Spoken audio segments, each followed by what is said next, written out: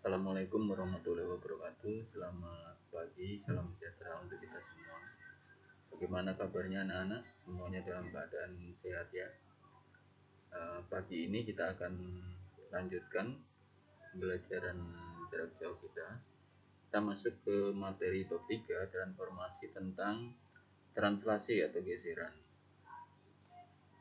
Kemarin kalian sudah mempelajari tentang refleksi atau pencerminan ya. Nah, hari ini kita lanjutkan materinya tentang translasi. Nah, setelah menyaksikan video pembelajaran ini, diharapkan kalian nanti dapat menentukan koordinat bayangan benda hasil translasi atau geseran. Kemudian yang kedua, kalian juga diharapkan bisa menggambarkan bayangan benda hasil translasi tersebut. Nah, untuk mendukung pembelajaran ini, kalian bisa membuka buku materi matematika kelas 9 edisi 2018 halaman 152 sampai 161. Baik, kita mulai saja ya. Kita mulai dengan pengertian translasi atau geseran. Translasi atau geseran itu sebenarnya pengertiannya sama saja dengan kalau kita menggeser sebuah meja, menggeser sebuah kursi, atau menggeser benda apapun ya. Ketika kita menggeser itu berarti kita memindahkan posisi benda dari tempat semula ke tempat baru dengan arah dan jarak tertentu. Jadi misalnya sebuah meja tadinya berposisi di titik A, kemudian kita geser misalnya ke kanan 2 langkah, maka benda atau meja tersebut akan berpindah tempat dari titik A ke titik yang baru, yaitu sejauh 2 langkah ke arah kanan dari titik semula. Nah, demikian pengertian dari translasi atau geseran ya. Kalau diterapkan dalam koordinat kartesius, nah translasi atau geseran itu pengertiannya tetap seperti itu.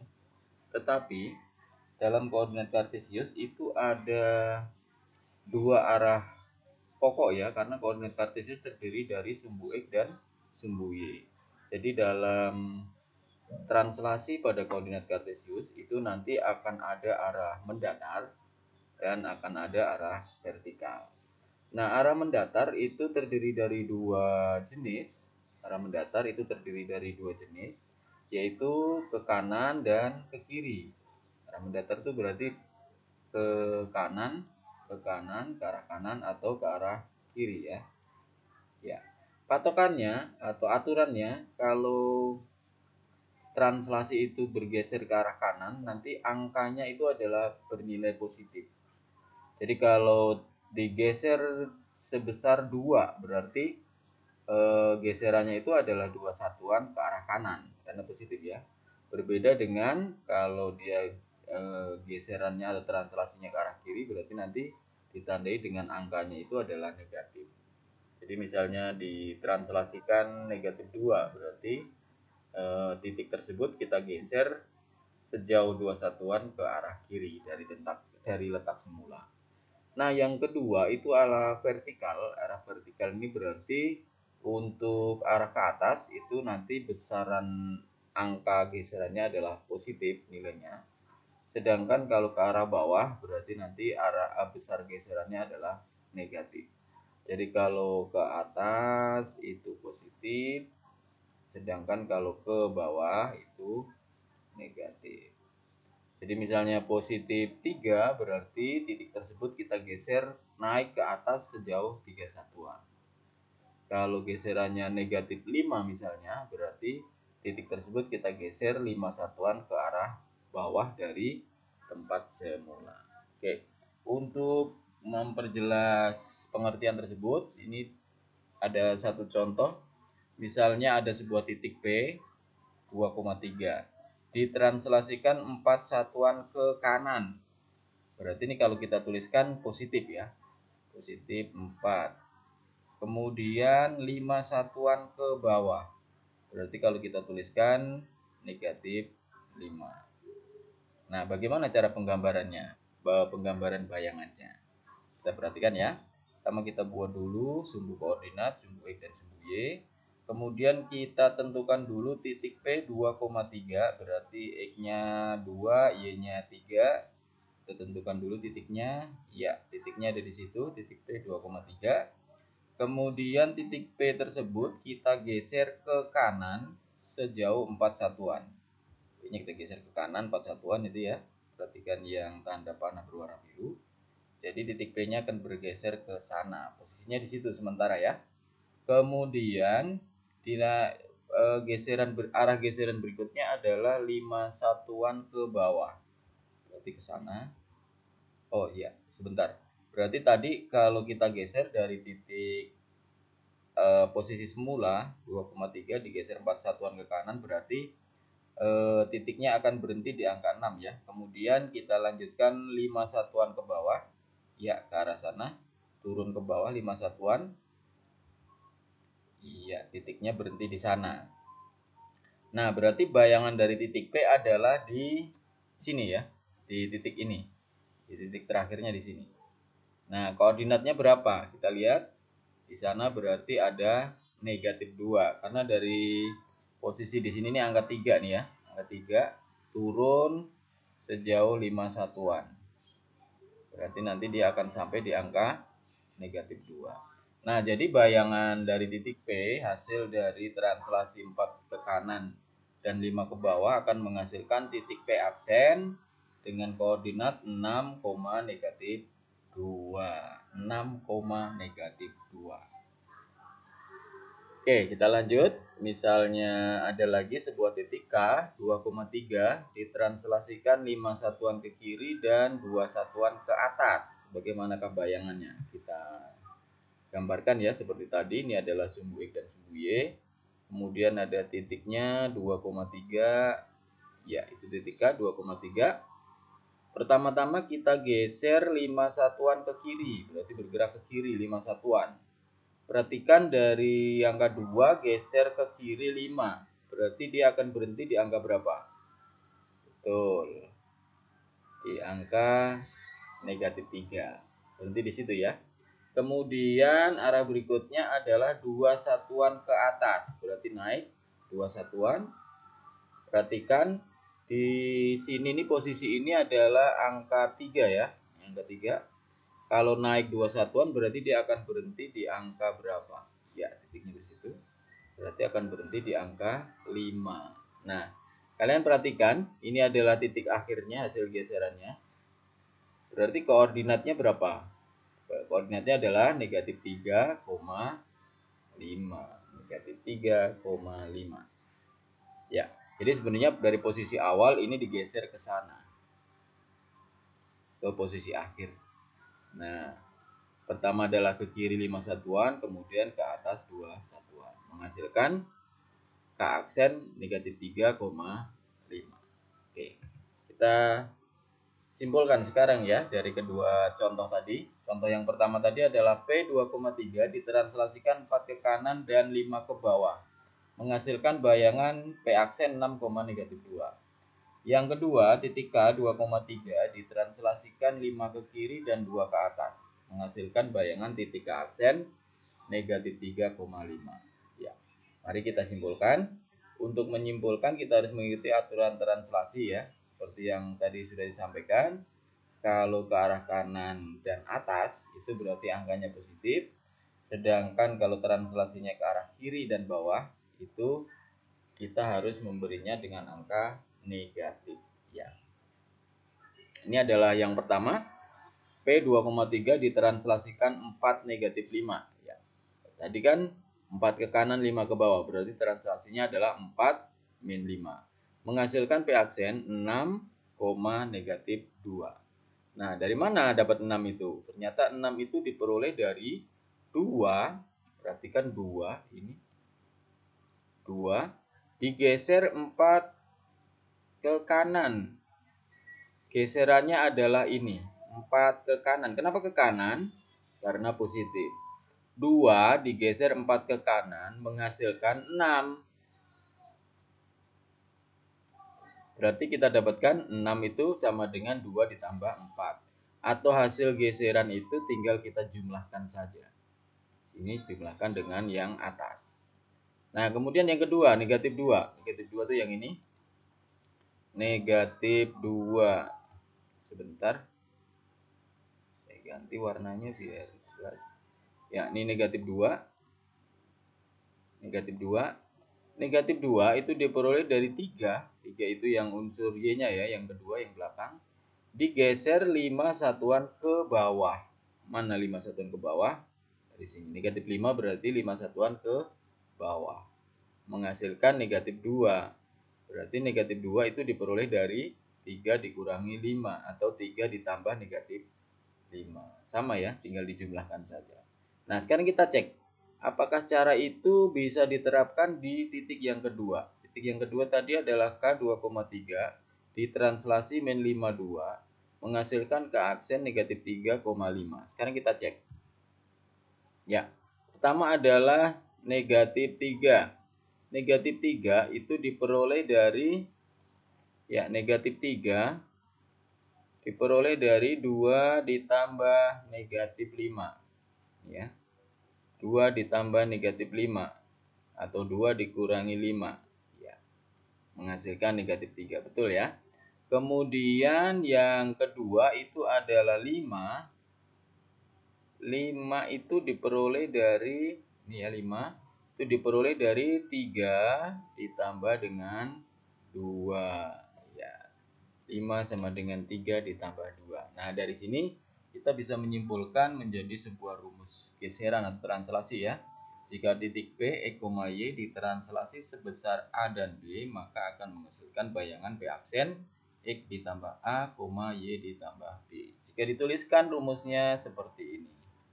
Rumusnya akan berbentuk seperti ini. Oke. P, E, Y translasi AB menghasilkan P aksen X tambah A, Y ditambah B. Nah, dengan rumus ini kita bisa menjawab soal-soal pada contoh berikut ini. Contoh soal nomor 1. Diketahui titik A 2,3 ditranslasikan dengan 3 satuan ke kiri dan 5 ke atas. Ya. 3 ke kiri. 3 ke kiri itu berarti positif atau negatif.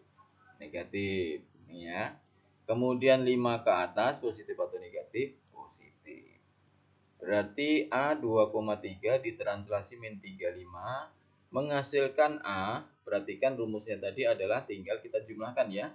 2 ditambah dengan negatif 3. 2 tambah negatif 3 atau bisa juga kita tuliskan 2 dikurang 3. Yang kedua itu adalah 3 ditambah 5. Ya, tinggal kita hitung. 2 dikurangi 3 berarti negatif 1. 3 tambah 5 berarti 8. Ini adalah bayangannya. Bayangan dari A. Negatif 1,8. Nah, yang kedua, yang B. Titik yang sama ditranslasi dengan 4 negatif 5 ini ya.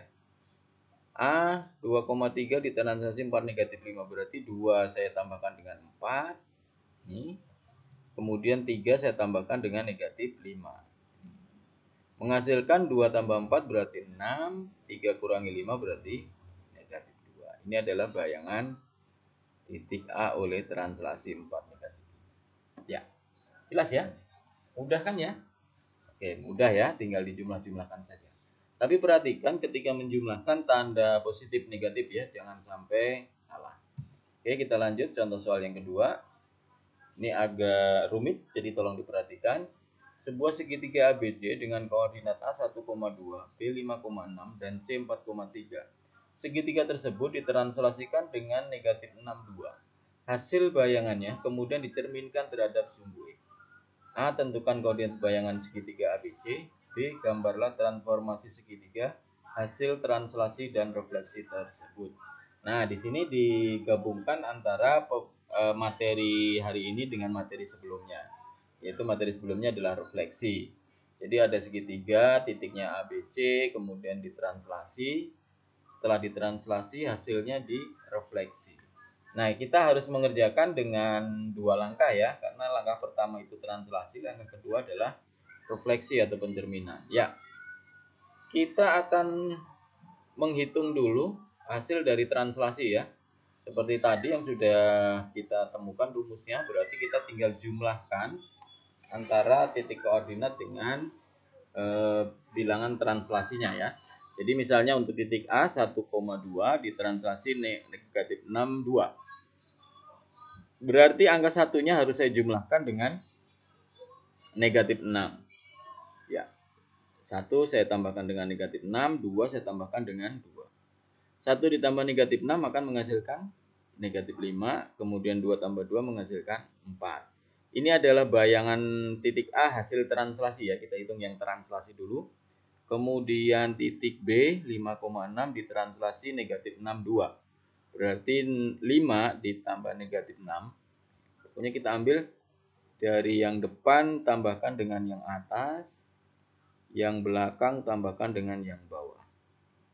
6 ditambah 2. Hasilnya 5 ditambah negatif 6, negatif 1, 6 tambah 2, 8. Berikutnya yang C, 4 saya tambahkan dengan negatif 6, 3 saya tambahkan dengan 2. Jadi hasilnya negatif 2,5. Nah, kita sudah menemukan hasil translasi. Ada 3 bayangan titik ya. Ini adalah hasil translasi. Kemudian hasil translasi ini direfleksikan atau dicerminkan terhadap sumbu X. Nih, dicerminkan terhadap sumbu X. Nah, hasilnya seperti apa? Kita harus menggunakan rumus untuk pencerminan atau refleksi ya, yang pelajaran sebelumnya. Ini adalah pencerminan terhadap sumbu X. Perhatikan, ini adalah sumbu X yang mendatar. Kemudian yang tegak adalah sumbu Y. Nah, cerminnya itu seperti di sini, yang arah mendatar ini. Kemudian misalnya ada sebuah titik di sini. Kalau dicerminkan terhadap sini berarti dia akan berpindah ke bawah sana. Kebalikannya kalau titiknya ada di sini, dicerminkan terhadap sumbu X berarti bayangannya ada di atas sana. Nah, berarti pencerminan terhadap sumbu X itu hanya mengubah angka atau bilangan pada sumbu Y karena sumbu X-nya tidak bergeser. Kalau sumbu X berarti geserannya ke kiri ke kanan ya, perpindahannya, perubahannya.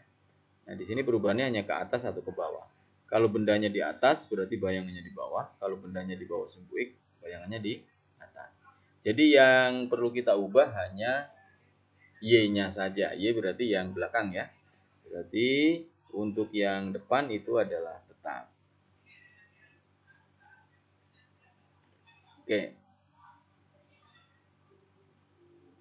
Nih belakangnya 4, maksudnya Y-nya ya.